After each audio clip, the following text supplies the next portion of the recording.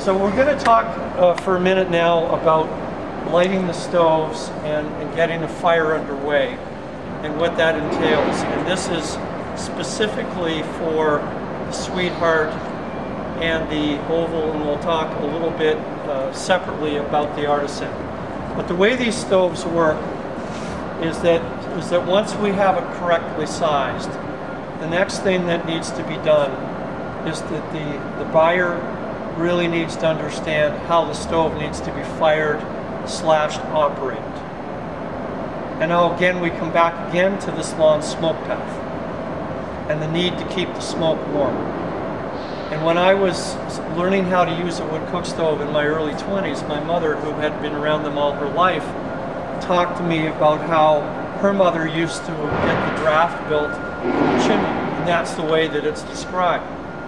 And I don't know if any of you remember the perfume atomizer from physics in high school, about how if you blew air across here, it would pull perfume up out of a bottle, if you remember that. But basically what you're doing is creating a vacuum across, and then that will pull something up. That's how draft operates in a chimney. So what you have is you have the chimney as a tube, and all of the wood cook stoves must have a chimney all the way up above the roof. And again, that's different than what most appliance people are used to, where very often it's might be a direct vent, or they're putting a hood in, but they're not used to wood stove combustion, or there has to be a chimney right up to the roof and above the roof, and that's covered in there in terms of distances from peaks and so on. Yeah, and we'll deal with that in a little while. But what I want to talk about now is correctly building the fire. There is no rushing a wood cook stove, particularly in really cold weather, because what we have to do, as my mother said to me many years ago, is we have to establish the draft. And what we have to do is to get the whole system hot all the way up to the roof, because that's what's going to create the vacuum that we need, the draft that we need to pull that smoke through that long smoke path. So unless this is warm up here, it's not going to do the job of pulling the smoke up through. And so what you do with these stoves when you start is that we have a starting position. And on the top of both of these, the full words here are open and shut, and here it's hold and see. But basically this is how you start the stoves. You have 3 dampers here, one on the front, and these are called bell dampers. Boy, these are tight. And these are spring loaded.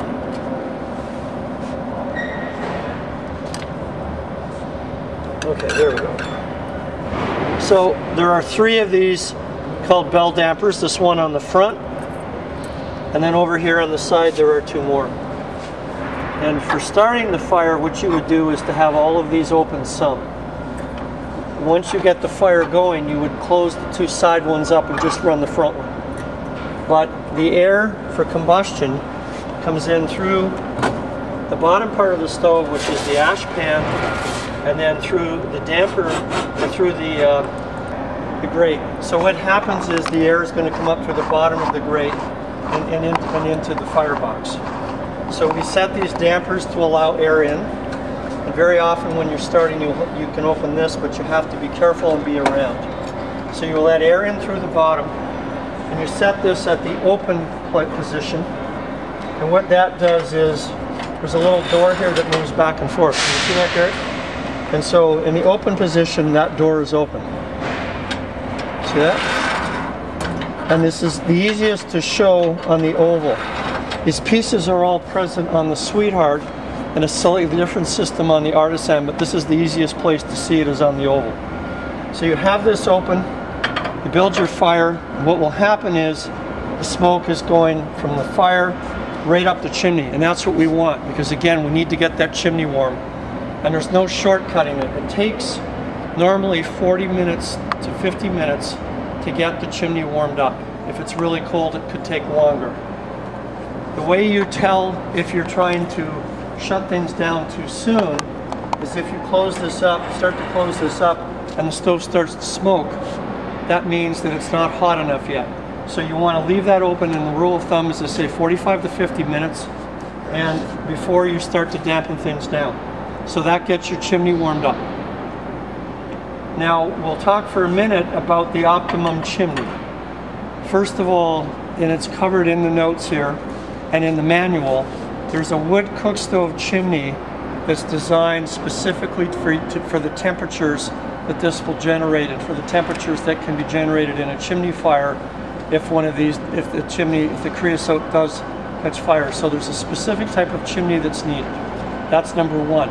Number two, and this is extremely important, is that the flue collar, and you can see it right here, that the smoke pipe, the way this works is that you have a stove, then you have a smoke pipe which carries it to the chimney, and then a diameter of this is 6 inches. For optimum performance, everything should be 6 inches all the way up.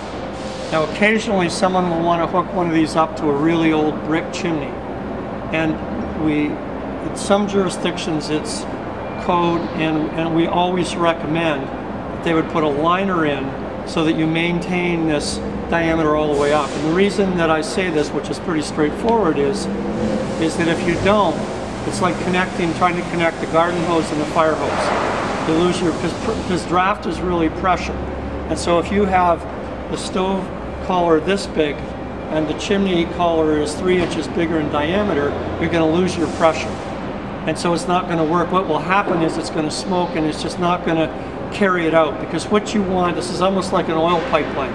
You want the smoke to enter the smoke pipe at the back of the stove and very efficiently and quickly be passed up through and outside.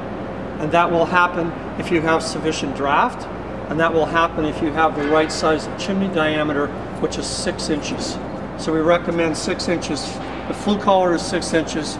The smoke pipe should be 6 inches, and the chimney, the interior diameter of the chimney should be 6 inches. And if you go up anywhere, it's going to lessen the draft.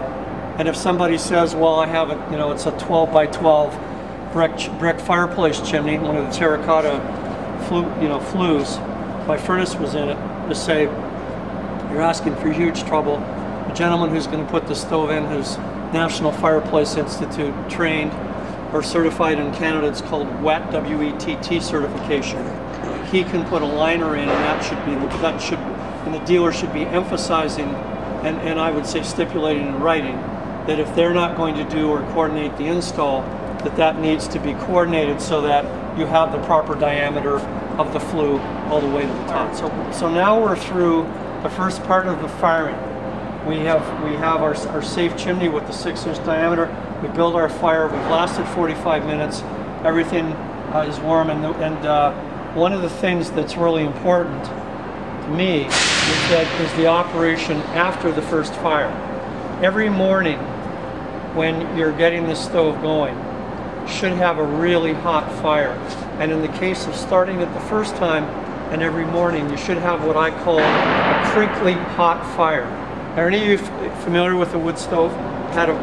There's a chimney with the smoke pipe, which is the pipe that connects this to the chimney, will expand when the stove gets hot, and it makes a sound that sounds like crinkling paper or crinkling foil. What it is the metal expanding in the pipe. That's a good sign, because that shows that the fire is really warm, and that's going to heat the chimney up. And what it's going to do every morning is that if you dampen the stove down overnight with a big log to get heat out of it, what you're going to do overnight is it will create some creosote. And you don't want to not do this for 2 months and then have a hot fire, but if you run the stove properly and have a hot fire every morning, you can run all winter and have virtually no creosote or soot or anything in there, because you're running the stove correctly. And again, come back to the sizing. You can do that if the stove is properly sized. If the stove is properly sized, you can run it nice and hot. So we're 45 minutes in, we've got everything built. So here's what you do, is once the draft is established and the chimney's hot, then what you can do is close this most of the way. And this is when you start to get into the smoke path. So what happens is that as this is mostly closed up, the smoke can't get out there. So what does it do? The draft, properly established, has enough vacuum and pulling pressure that it's going to pull it around in that smoke path that we talked about. So this is where the smoke is going to come here, down the side, underneath, out the back, and then up the chimney. This is where you start to get heating. And this is where we start to get the ability to bake. And when there's a water reservoir, as there is on the Sweetheart, the smoke channel is here. We're going to talk more about this, but this damper is for the water reservoir, and so that the smoke is passed down through here.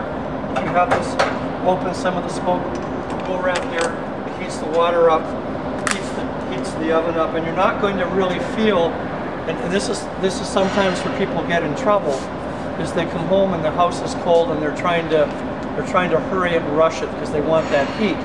And you're not going to get much heat when the heat's going straight up the chimney. But if you don't let it do that, it's never going to work right, and it can get dangerous because you can create creosote. So you have to wait. You have to be patient.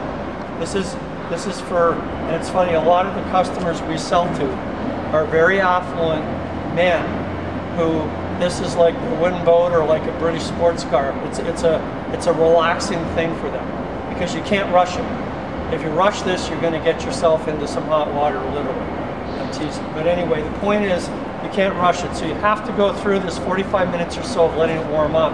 And only then can you start to get heat into the living space. So once you close this up, and you also, once you have the fire established, you can close the two side dampers up. So once the dampers are closed up on the side, now we're going to start to heat. And what you'll see is you'll start to feel the heat. And the temperature here, the thermometer on the wood models is real. It works. It's a decorative on the gas, electric, and dual fuel, but these will heat and the temperature will start to rise up. And you'll also see that the water in the reservoir is going to start to steam a little bit. And what that's showing you is the heat starting to come around the smoke path and warm up the iron. So this stove weighs about 600 pounds. This one weighs in the 3s and this one weighs in the 4s, and it takes some time for that mass to get warm. This isn't instantaneous. It isn't like you flip a switch and turn on your gas furnace. This, again, as I say, be patient with one of these things. But with time, the mass will start to warm up, and the feeling that you get in the room when you have this object in the middle of it that starts to create heat is a wonderful feeling. And it's warmed kitchens and dining rooms and so on across North America for 150, 200 years, because these units are right in the living surface where it's radiant heat, or what we call zone heating, is much more satisfying than the heat that comes out of a furnace duct, because it's right there and you can feel it.